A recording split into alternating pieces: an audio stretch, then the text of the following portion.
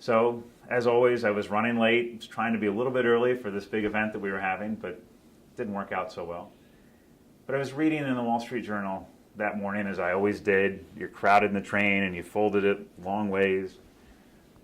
There were a couple articles that morning that I remember vividly.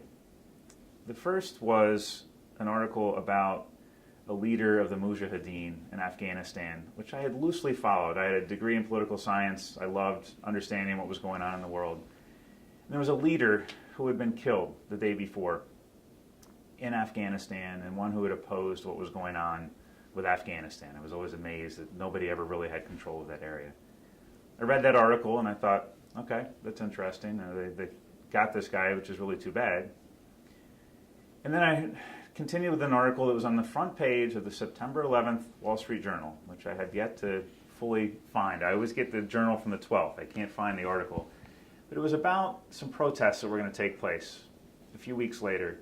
The World Trade Organization and the IMF and World Bank had all kinds of very big protests happening at the meetings that they had around the world. I think in 1999 in Seattle, there were some violent protests that took place. They were planning another one, I believe, in Washington a few weeks later. And I was reading all the different preparation that was taking place by the government to make sure that there were no violent protests, nobody was hurt. And I read this article. I finished the article as the train pulled in to the World Trade Center. I looked at my watch. It was 8:54. Like, all right, I'm late. I got 6 minutes I needed to make it to the floor.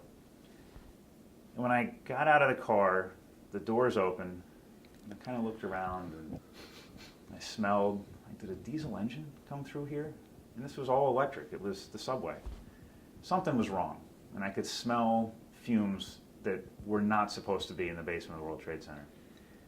So as we came off the train, we went up one set of escalators, and there was a deli, there was a newsstand, there were a few little stores down in that little concourse area. And there were fire alarms going off. But nobody was changing what they were doing. There was a line at the deli where people getting their bagels. There was the newsstand still selling newspapers. I kind of looked around and I thought, all right, I mean, maybe there's a little fire. I don't know. I smelled smoke. So I went to the stairs. There was one set of stairs. There were 20 escalators. As I always did, I went to the stairs to run up. And as I was going up the stairs, I ran into one of my friends, Joe Bird. And I saw Joe, and I thought, Joe, what's going on? So we get to the top of the stairs, and there's some of the kind of the rent-a-cop security people, the private security guys in the World Trade Center, were telling people, go out the door, go out to the right. That area was a mall of stores, there were delis, there were all kinds of different restaurants, a lot of shopping underneath the World Trade Center. When I got to the top of the stairs, I see these people directing us out to our right. And I look over my right shoulder, and I just read this article about these protests. And I thought, there's burning papers in this lobby. I could see into the World Trade Center lobby. And there's smoke, and I see papers on fire, and I thought, what is going on? I mean, I just read this article. Are they protesting here already? So Joe and I start to walk out. And as we come out of the mall area in between the two World Trade Center buildings, I see papers flying in the sky, and it looked like someone had taken a blowtorch to a filing cabinet. All the papers were charred on the outside.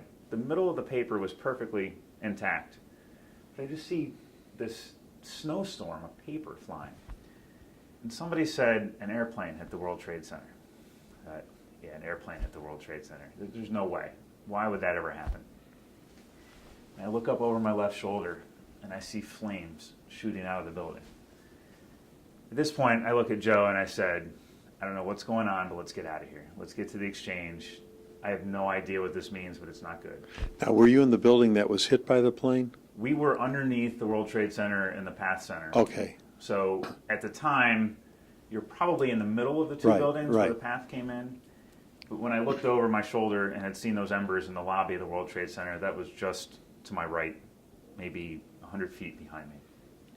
And I would never go into that area. We just came up through the mall and went out to go to the exchange.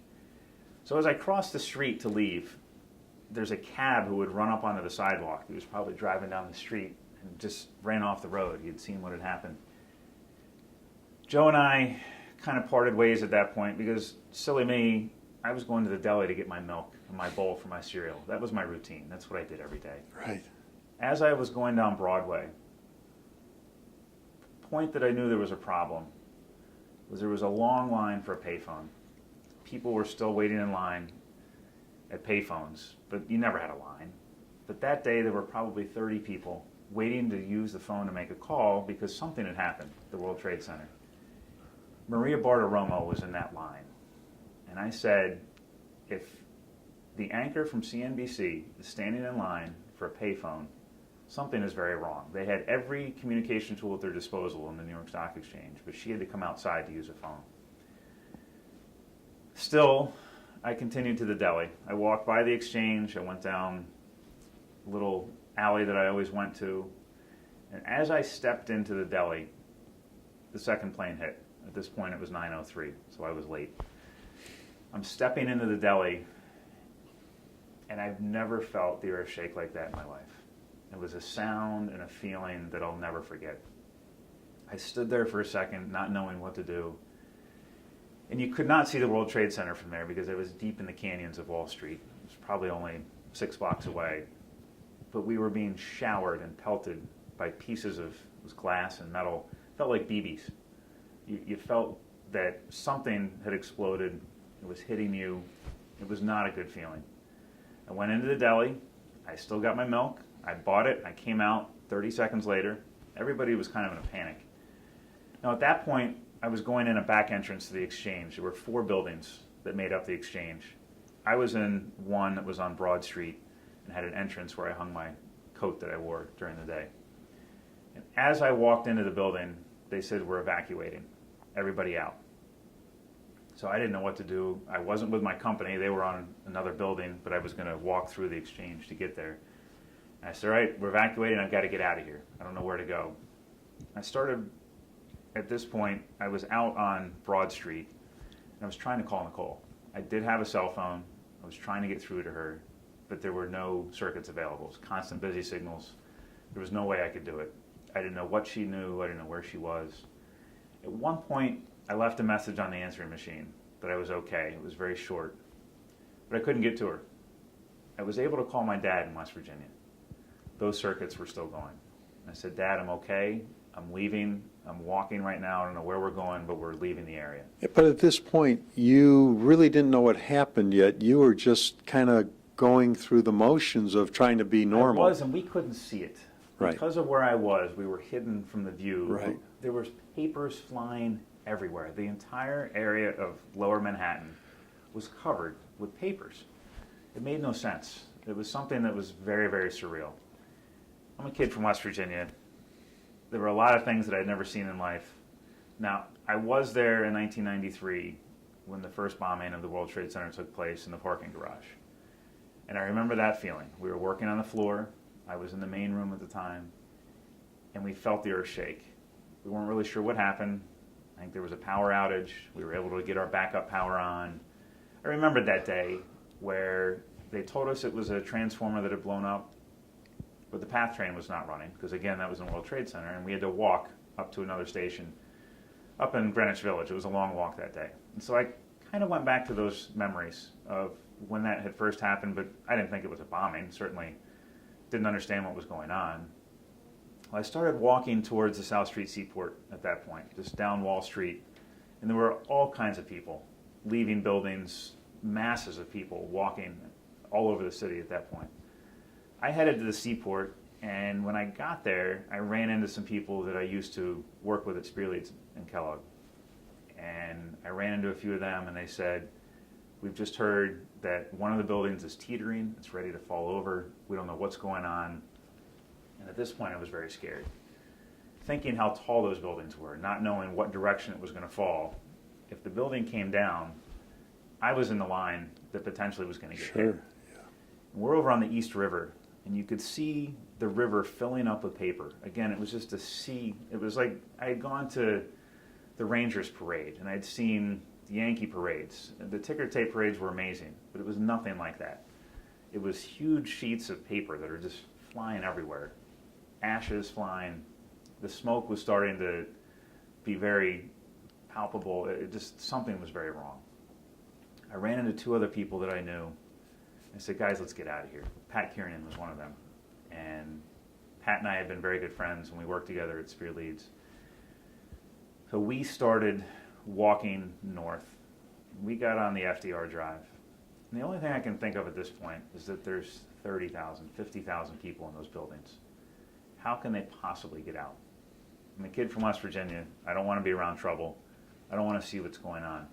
Now, at the same time I left, my friends, and I didn't know this until later, who worked for JJC on the floor, were stuck in the exchange. They were not allowed to leave. Certain buildings did different things. There were 4 buildings connected. The building I tried to come in evacuated. The main room did not let anybody out. They locked everybody down inside the exchange. But there were some of the guys that I worked with who went to watch it happen. I didn't want to be anywhere near it. They see that the building's burning, and you're just drawn to it, just like an accident on the freeway. They were drawn to what was going on. They went over very close to the World Trade Center to see things. I didn't want to be anywhere near that. I wanted to get away from harm. We started walking up the FDR Drive, and we were in the middle of the FDR Drive, which is typically loaded with traffic. The only traffic that was on that road was heading south, and it was all emergency vehicles. It was ambulances, fire trucks. Everything kind of stopped, and you realized that something different was happening. So as we're walking up, literally the middle of the FDR Drive, I'm with Pat and our other friend. Somebody at that time had a BlackBerry, which was not nearly as common. I still couldn't make any phone calls. My wife knew I was okay. Nicole was at least happy that I was alive. Somebody had a BlackBerry, and they received an email that the Pentagon had been hit. That was the point where we all realized this is an act of war. We have now seen something that none of us have ever experienced in our lives. We knew something really bad was happening.